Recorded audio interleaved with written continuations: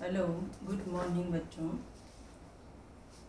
हम लोग एवरेस्ट की शिखर यात्रा पढ़ रहे थे। उसके हमने 3 या 4 भाग पढ़ चुके हैं। आगे हम पढ़ेंगे पेज नंबर 28। पेज नंबर 28 निकालिए। हाँ, चलिए देखें। अंग दोर्जी बिना ऑक्सीजन के ही चढ़ाई करने वाला था, लेकिन इसके कारण उसके पैर ठंडे पड़ जाते थे। यानी बिना ऑक्सीजन के वो चढ़ाई करता था तो उसके पैर क्या हो जाते थे? ठंडे पड़ जाते थे। इसलिए वह ऊंचाई पर लंबे समय तक खुले में और रात्रि में शिखर कैंप पर नहीं जाना चाहता था। यानी वो रात को चढ़ाई नहीं करना चाहता था। इसलिए उसे या तो उसी दिन चोटी पर चढ़कर साउथ पोल पर वापस आ जाना था अथवा अपने प्रयास को छोड़ देना था। वह तुरंत ही चढ़ाई शुरू करना चाहता था। कौन चढ़ाई करना शुरू करना चाहता था? अंग दोर्जी। और उसने मुझसे पूछा, क्या मैं उसके साथ जाना चाहूँगी? एक ही दिन में साउथ पोल से चोटी तक जाना और वापस आना बहुत कठिन और श्रम साध्य होगा।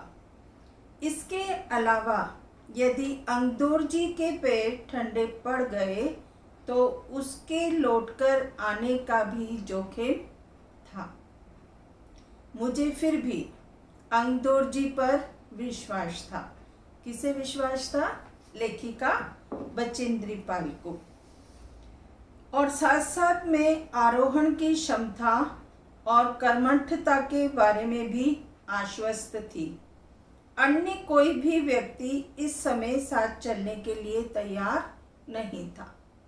यानी वह अंग दोर्जी उसी दिन जाना चाहते थे चोटी तक, तो वो उनके साथ जाने के लिए तैयार हो गई।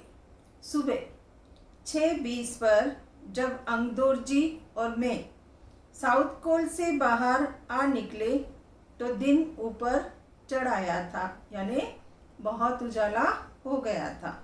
हल्की हल्की हवा चल रही थी, लेकिन ठंड भी बहुत अधिक थी। हवा के साथ साथ हवा ठंडी थी तो ठंड तो होगी ही। मैं अपने आरोही उपकरण में काफ़ी सुरक्षित और गर्म थी। हमने बगैर रस्सी के ही चढ़ाई की।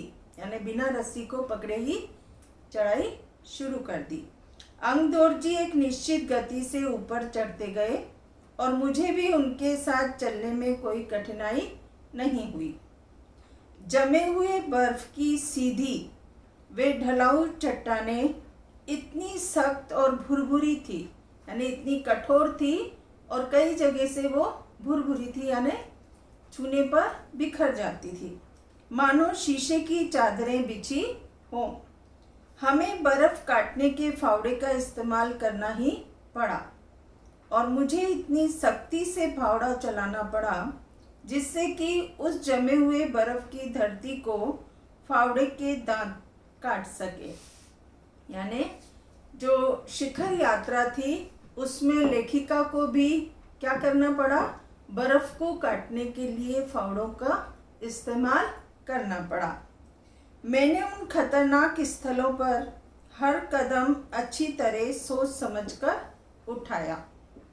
2 घंटे से कम समय में ही हम शिखर कैंप पहुंच गए।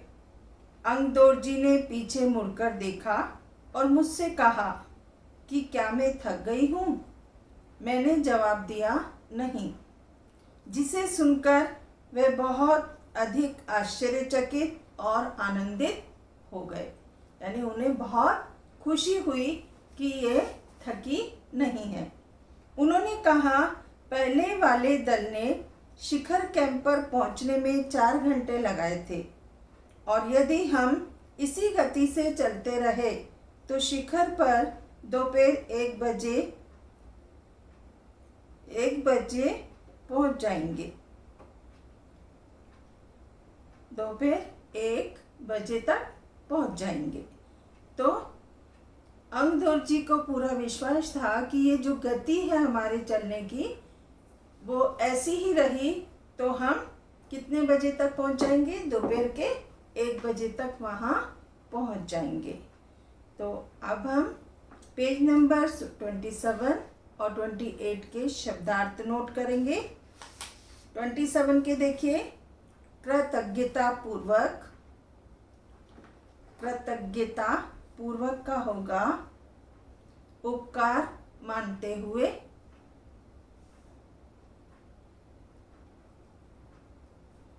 हक्का बक्का रह जाना, आश्चर्यचकित रहना या हैरान रह जाना, जोखिम खतरा, पर्वतारोही पर्वत पर चढ़ने वाला, पेय पीने योग्य अर्थात जिसे पिया जा सकता हो।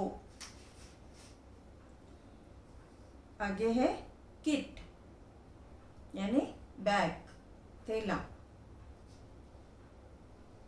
उपलब्ध प्राप्त, उपलब्ध प्राप्त,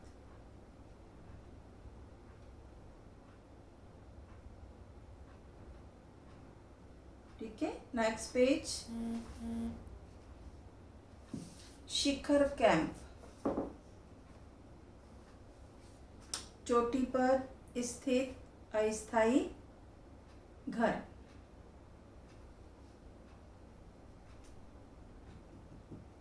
श्रम साध्य परिश्रम से किया जाने वाला कार्य, आरोहण ऊपर चढ़ना,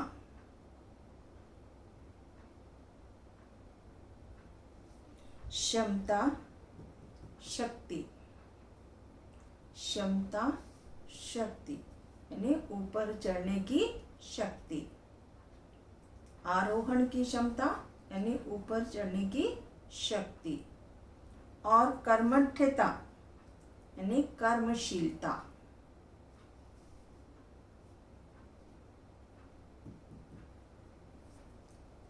यानी जिनको कार्य करने में एक दृढ़ विश्वास रहता है, दृढ़ता रहती है, वो चीज कर्मठता।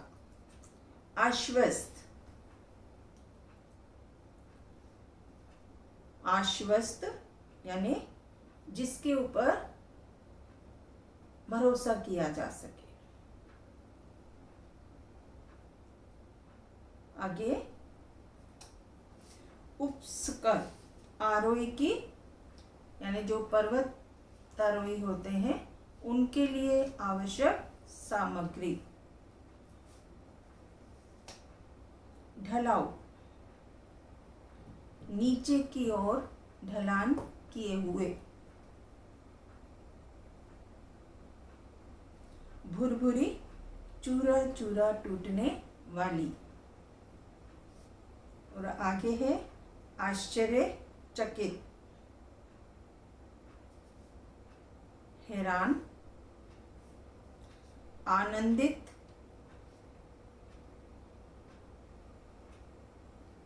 आनंद में डूब जाना।